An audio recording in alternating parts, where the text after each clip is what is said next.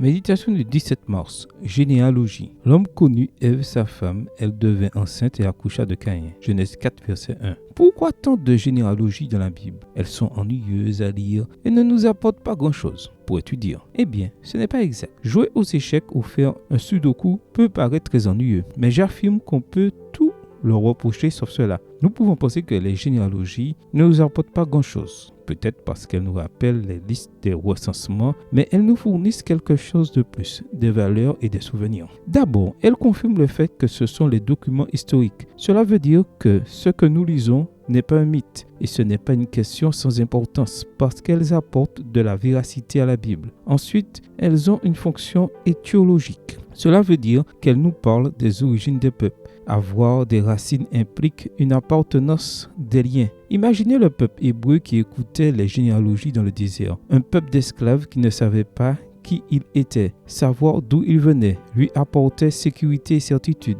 C'étaient des souvenirs de famille. Leur Dieu était le Dieu d'Abraham, Isaac et Jacob, celui de toujours. Enfin, les généalogies mettent l'accent sur des valeurs. Ce ne sont pas des recensements. Ce sont des passages qui contiennent des messages importants. Par exemple, pourquoi tant d'insistance dans les premières généalogies à mentionner le nombre d'années vécues par chaque personnage? Sûrement parce qu'on veut montrer que le monde n'a pas toujours été le même et qu'il y a eu une époque où l'être humain était moins affecté par le péché. Pourquoi dans celle des Chroniques, tant de lieux sont-ils mentionnés? C'est facile. Le peuple revenait d'exil et devait retourner dans sa région d'origine. Mentionner le lieu d'où ils proviennent était comme faire un retour sur investissement. Pourquoi la généalogie de Matthieu consiste-t-elle en 3 blocs de 14 générations chacun? Voir Matthieu 1, verset 17. Parce que pour les Juifs, le Messie était un descendant de David. Et David en hébreu correspond à 14. D égale 4, plus W égale 6, plus D égale 4. Jésus correspondait donc à 3 fois 14, c'est-à-dire le Messie des Messies. Pourquoi Luc dit-il que Jésus était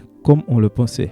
Luc 3, verset 23, fils de Joseph. Pourquoi la généalogie n'est pas celle de Joseph, mais celle de Marie? Curieux, non? Je me souviens de ma grand-mère ouvrant un album photo et me mentionnant les noms et les histoires de ceux que je ne connaissais pas. Je porte le nom de mon grand-père. C'est à peine si je le reconnais, mais j'ai vu tellement de photos de lui et entendu tellement d'histoires sur lui que cela signifie quelque chose quand on m'appelle. Dieu fait quelque chose de similaire avec les généalogies. Il montre que nous avons un passé et que nous savons donc qui nous sommes. En conclusion, ni ennuyeuse, ni sans importance. Amen. Bonne journée à toi et que le Seigneur te bénisse.